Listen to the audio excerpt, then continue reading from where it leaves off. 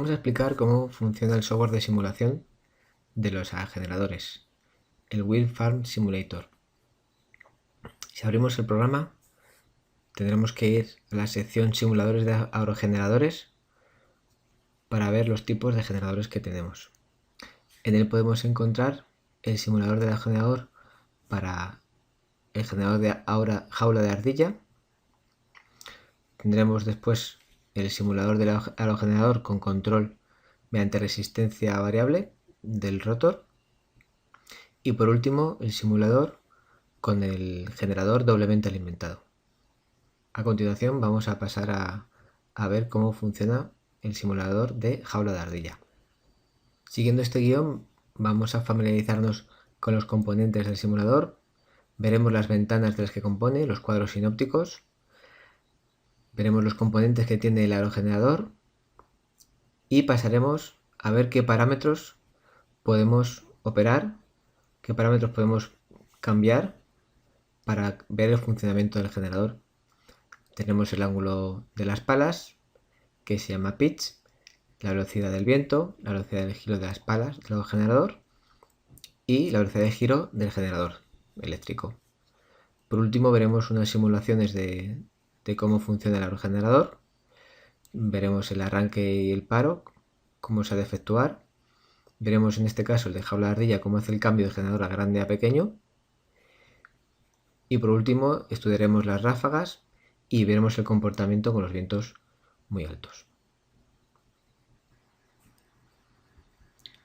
Una vez abierto el programa, podemos ver las ventanas o los cuadros sinópticos de los que disponemos. Hay 4 cuadros. Tenemos el drivetrain, que es el del tren de potencia, donde podemos ver la vista exterior del aerogenerador para poder ver la orientación de las palas o el pitch y la orientación de la nacelle, la góndola.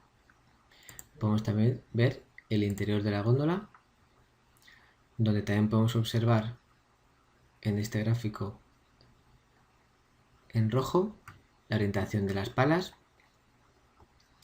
Vemos aquí el hub con las palas. Vemos aquí la reductora, la multiplicadora, perdón. Veríamos aquí el sistema de frenado con el accionamiento de freno y la bomba y el líquido, y el nivel líquido de frenos. Y aquí tendríamos el aerogenerador. En este cuadro podemos ver las revoluciones por minuto del aerogenerador.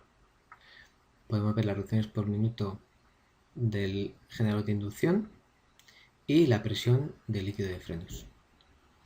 Aquí visualizaremos si el freno de disco está liberado o no. Podemos ver las señales de funcionamiento de la bomba. Tenemos los valores de las revoluciones del rotor, del ángulo. Tenemos un botón de vibraciones en la torre que podemos activar para simular que la torre está sufriendo alguna vibración. Si el sistema detecta que se está realizando una vibración brusca durante más de 3 segundos, se parará. Y tenemos los detectores de sobrevelocidad que vemos más adelante. Tenemos también el cuadro sinóptico del wind nacelle, el viento de la nacelle, donde podemos ver la dirección en la que está orientada el aerogenerador, la nacelle, la góndola y la dirección del viento. Aquí podemos decidir la dirección del viento, podemos ir cambiándolas con flechas arriba, flechas abajo, cambiando de 0,1 en 0,1. Se recomienda hacerlo con flechas para que sea no brusco, sino progresivo. Y con subir y bajar pantalla podemos también subir una unidad entera. Veremos aquí la vuelta de cables, es decir, cuántas vueltas tienen los cables dentro de la nacelle al girar. Si pasa por encima de 2,5, el simulador se parará. Y la orientación de la góndola en grados. Otro sinóptico es el control terminal o el terminal de control, donde veremos todas las variables que están registrándose. Tenemos el freno se activará o no, Si el giro izquierdo o giro derecha es que podemos activar en la góndola, se activará aquí el símbolo. Si están las tres fases de red conectadas, si está el freno liberado, el generador grande o el pequeño activado. Veremos las revoluciones por minuto de las palas también aquí, del generador, la potencia generada y el factor de potencia. Y podemos girar también de forma manual el aerogenerador. Veremos más parámetros como velocidades del viento, velocidad eficaz, la dirección y la orientación de la góndola. Y aquí tenemos un listado de incidencias que nos irá avisando de cualquier problema que vayamos teniendo durante la simulación. Tenemos otro cuadro sinóptico que es el armario eléctrico. Tenemos tanto la vista externa como la vista interna. Siempre tendremos que, ya explicaremos más adelante, que tenemos que energizar para poder simular. Y en la vista interna veremos los distintos componentes que tendría el armario. Por último, abriremos también un panel más en la parte de sinópticos para visualizar y registrar los parámetros. Nos vamos a sinópticos, aquí tenemos los que ya están activados y abiertos, estos 4.